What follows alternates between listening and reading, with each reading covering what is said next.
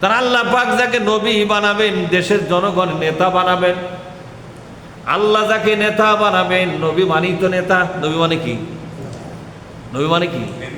আমরা কিন্তু দরিদ্র বাকে পড়ি না, এখন নাহি উঠে গেছে আল্লাহুম্মা সাল্লি আলা সাইয়্যিদিনা মাওলানা মুহাম্মদ বলা হয়নি?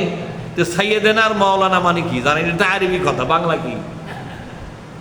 সাইয়্যিদিনা আল্লাহুম্মা মানে হে আল্লাহ, সাল্লি আলা তুমি রহমত নাজিল করো সেই লোকটার উপরে, রহমত নাজিল করো যিনি আমাদের নেতা, যিনি আমাদের অভিভাবক। অভিভাবক হিসাবে আমরা তাকেই মানি। মাওলানা মানে হলো অভিভাবক। মাওলানা মানে কি? মাওলা মানে অভিভাবক, গার্জিয়ান। না মানে আমাদের, আমাদের গার্জিয়ান। সাইয়্যিদিনা আমাদের নেতা, সাইয়্যিদ মানে হল লিডার।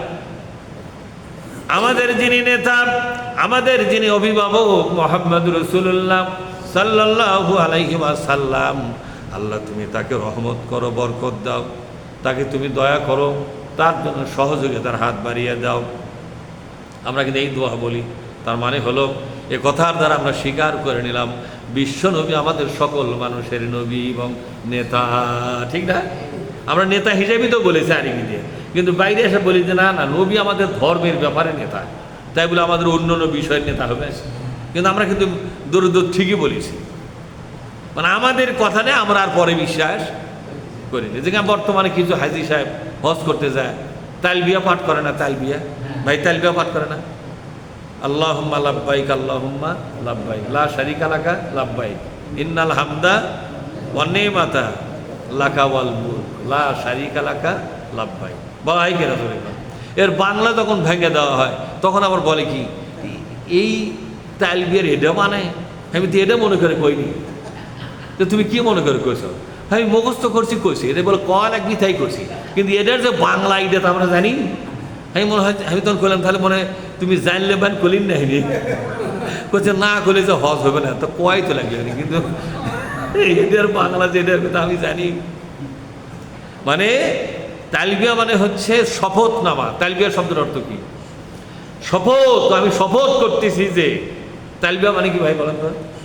শপথ। স্কুলে অ্যাসেম্বলির সময় ইয়া হয় না, শপথ হয় না? আমাদের বাচ্চারা শপথ করতেছে না? শপথ। আমি আল্লাহর নামে শপথ করতেছি যে দেশের ক্ষমতা যদি পাই, বিদেশে যে এক মন্ত্রী হয় 900 দোকান দেবো। কয়শো দোকান দেবেন? ওই হইলে শপথ করে গেছে, কথা ঠিক না? এক নেতা বিদেশে যায়, শোনে এই দেশের এই মার্কেটে 900টা দোকান বাংলাদেশের এক মন্ত্রী। কয়শোটা দোকান? 900 দোকান থেকে ভাড়া তুলে খায়। এই দোকানগুলো ওরি লিয়ে লিয়ে ভাড়া দিতে চায়। তাহলে কত কত কত গরিব মানুষ এটা বলে না? কত গরিব মানুষ। আর বাপ দাদার সম্পত্তি বেঁচে হইলো দোকান কিনছে।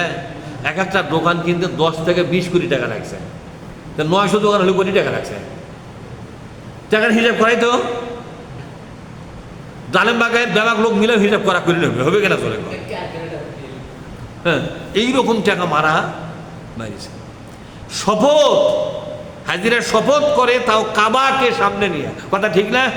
এই শপথ করে আবার 7 বার ঘোরে। কয়বার ঘোরে? 7 পাক ঘোরে, যতবার পারে ততবার বলে, যতবার নিঃশ্বাসে কাটায়। 7টা বার ঘোরা কিন্তু কম ব্যাপার নয়। তা 7 বার কাবার যতবার ঘুরতেছে আর বলতেছে আমি শপথ করতেছি ক্ষমতার মালিক, আইনের মালিক, বিধানের মালিক তুমি ছাড়া কোনো ব্যক্তিকে মানি না। যদি মানি তাহলে এটা শিরক হবে, যদি মানি এটা শিরক হবে।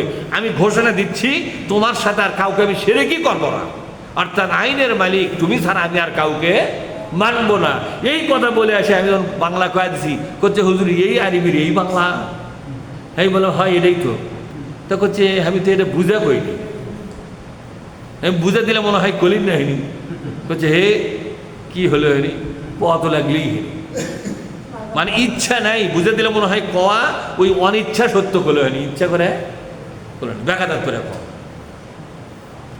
তা আমরাই তো বলেছি দরুদ শরীফ পাঠ করবার যা সাইয়্যিদিনা আমাদের নেতা, কিন্তু আমাদের নেতা মুহাম্মদ সাল্লাল্লাহু আলাইহি ওয়াসাল্লাম, এ কথা আমরা মসজিদের মধ্যে তাকে নেতা বলে মানি, মসজিদের বাইরে যায় আর তাকে নেতা বলে মানে আমাদের কথা আমরাই মানি না।